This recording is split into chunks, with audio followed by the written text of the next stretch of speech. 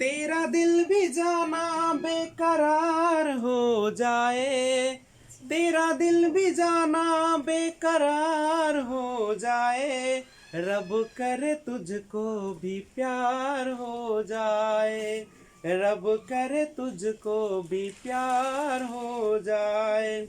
तू हसीना नाज़नीना, हर तरफ ये शोर है, मैं दीवाना बन गया हूँ, दिल पे किसका जोर है। मैं दीवाना कम नहीं हूँ, छोड़ कर न जाऊंगा, दिल चुराने आ गया हूँ, दिल चुरा ले जाऊंगा। तेरे दिल पे जाना एतबार हो जाए, तेरे दिल पे जाना एतबार हो जाए, रब करे तुझको भी प्यार हो जाए। जी नमस्कार, मैं विजय राजपुष्प और आपके अपने ही YouTube channel learner eyes Y VRP पे हार्दिक स्वागत है। तो आइए हम लोग CTP के तहत जो पार्ट 1 आनुवंशिकता एवं वातावरण स्टार्ट किए थे, उसका आज हम पार्ट 2 की बात कर रहे हैं।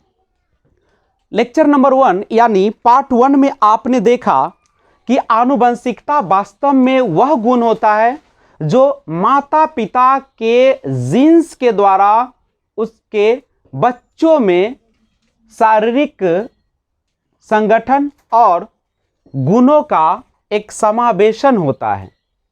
और वातावरण के बारे में आपने सुना कि वातावरण जो होते हैं वह जीन्स को छोड़कर सारे गुण जो बाहर से मिलते हैं वो आपके वातावरण कहलाते हैं। तो अब हम लोग जानते हैं आनुवंशिकता के बारे में थोड़ा सा और डिटेल। आनुवंशिकता या आनुवंशिकी माता पिता से उनके बच्चों में शारीरिक गुण तथा संगठनों के जीन्स द्वारा गुणसूत्र द्वारा होने वाले संचरण का अध्ययन करने वाले विज्ञान को ही कहा जाता है आनुवंशिकी। और इन्हीं जीन्स द्वारा व्यक्ति अपने माता पिता से उनके गुणों एवं शारीरिक संगठनों को प्राप्त करता है, इसे ही हम आनुवंशिकता कहते हैं। लेकिन अब हम लोग चलते कि माता और पिता, आप सभी को पता है कि जो पिता होते हैं उसमें शुक्राणु होते हैं जिसे स्पर्म कहते हैं, और ये जो स्पर्म होते हैं और जो माता होती है उसके अंदर अंडाणु होती है। लेकिन जो देखिए पिता के पास कितने 46 क्रोमोसोम्स होते हैं, लेकिन जब माता और पिता दोनों का मिलन होता है तो 23 क्रोमोसोम्स पिता से और 23 क्रोमोसोम्स माता से आते हैं। और उसके बाद जो कंसेप्शन होता है, गर्भधारण होता है, तो उससे दोनों के मिलन से जाइगोट या युग्मनज का निर्माण होता है। और इस बच्चे में टोटल जो होते हैं 46 आपके कौन से क्रोमोसोम्स पाए जाते हैं, 23 माता से और 23 पिता से। और इसको जोड़ा में कहिएगा तो कितना हो जाएगा 23 जोड़ा, यानी क्रोमोसोम्स 46 टोटल और जोड़ा में 23 होते हैं। तो ध्यान दीजिएगा कि ये जो होते हैं शुक्राणु और अंडाणु के मिलन से जो जाइगोट का निर्माण होता है उसमें माता और पिता दोनों के गुण जो होते हैं से क्या होते हैं, समाहित होते हैं। और यहां एक और बात समझिएगा, दो युग्मक कोशिका या लैंगिक प्रजनन के द्वारा संयुक्त होकर जिस कोशिका का निर्माण करता है उसे हम युग्मज या युग्मनज या जाइगोट कहते हैं, या गैमिट भी इसको कहा जाता है और जाइगोसाइट भी कहा जाता है।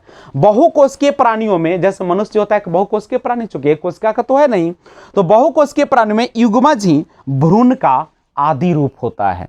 तो ये है आपका आनुवंशिकी के बारे में, यानी आप सिंपल सा एक लाइन समझे कि माता और पिता में जो होते हैं शुक्राणु अंडाणु के मिलने के बाद जो एक यानी कंसेप्शन के बाद जो बच्चे होते हैं उसमें जो गुण पाए जाते हैं वो गुण किसके रहते हैं, समाहित। तो वो जो गुण रहते हैं वो उसके माता के और पिता के और पूर्वजों के गुण शामिल हो जाते हैं।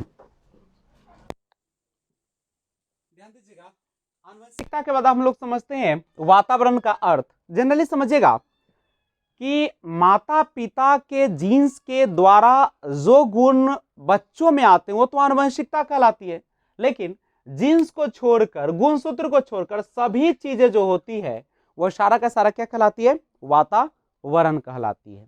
अब ये वातावरण जो होती है वह दो तरीके का हो सकता है, या तो भौगोलिक वातावरण हो सकता है, या आप कह सकते हैं कि यह जो है आपका मनोवैज्ञानिक वातावरण हो सकते हैं। तो गौर कीजिएगा, कहता है कि व्यक्ति का वातावरण से तात्पर्य है क्या, हम किस प्रकार के वातावरण को व्यक्ति का वातावरण कहते हैं। तो कहता है कि व्यक्ति का वातावरण से तात्पर्य उन सभी तरह की स्टिमुलेशंस यानी उत्तेजनाओं से होता है जो गर्भधारण से मृत्यु तक उसे प्रभावित करता है। नहीं, यानी बच्चे का जब गर्भधारण हो जाता है और बच्चे की मृत्यु होती है, उसके बीच में टोटल जो चीजें होती है वही वातावरण होता है जो उसको हमेशा प्रभावित करता है। वह या तो आंतरिक हो सकता है या बाह्य हो सकता है। जब माँ के गर्भ में रहता है तो वह आंतरिक वातावरण होता है, और जब माँ के गर्भ से बाहर आ जाता है, जन्म हो जाता है, तो वह बाह्य वातावरण कहलाता है। लेकिन प्रभावित उसको दोनों करते रहते हैं। अब व्यक्ति का जो व्यवहार होता है वह न केवल आनुवंशिकता से बल्कि वातावरण दोनों द्वारा निर्धारित होते हैं। यानी हम कह सकते हैं कि व्यक्ति का व्यवहार आनुवंशिकता एवं वातावरण दोनों से निर्धारित होता है, दोनों से निर्धारित होता है। ऐसा नहीं है, कहीं पे लिखा रहता है कि 50% जो होते हैं वातावरण का योगदान होता है, 50% जो होते हैं उसकी आनुवंशिकता का होता है। तो ये हम बिल्कुल सही नहीं बता सकते, क्योंकि दोनों का अपना अपना महत्व होता है। अगर आनुवंशिकता अच्छा नहीं है तो वातावरण अच्छा मिलता तो अच्छा हो सकता है, वातावरण अच्छा ना आनुवंशिकता अच्छा है तो कुछ कहा नहीं जा सकता। लेकिन इस पर विवाद चलती है, लेकिन हम उस पर बहस नहीं करेंगे, क्योंकि दोनों का अपना ही अपना महत्व होता है। दूसरी बात समझिएगा, जो हमारा व्यवहार होता है वह क्या होता है, हम कह सकते हैं कि जो हमारा बिहेवियर होता है वह हमारे किसके, आनुवंशिकता और वातावरण का एक ज्वाइंट प्रोडक्ट होता है। दोनों का क्या होता है, गुणनफल होता है। जैसे आप पढ़े थे, डेवलपमेंट जो होता है, विकास जो होता है, वह क्या होता है, आनुवंशिकता, हेरेडिटरी एंड इन्वायरमेंट दोनों का क्या होता है, एक प्रोडक्ट होता है।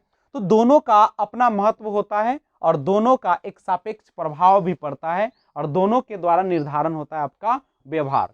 तो यह हमारा वातावरण पर। मिलते हैं फिर अगले वीडियो में और देखते हैं इसके आगे। Thanks for watching, keep watching. जय हिंद, जय भारत। तो इसे आप लोग सुधार लीजिएगा, आनुवंशिकता में आपका अणु इस तरीके से होगा, देख लीजिएगा इसको एक बार।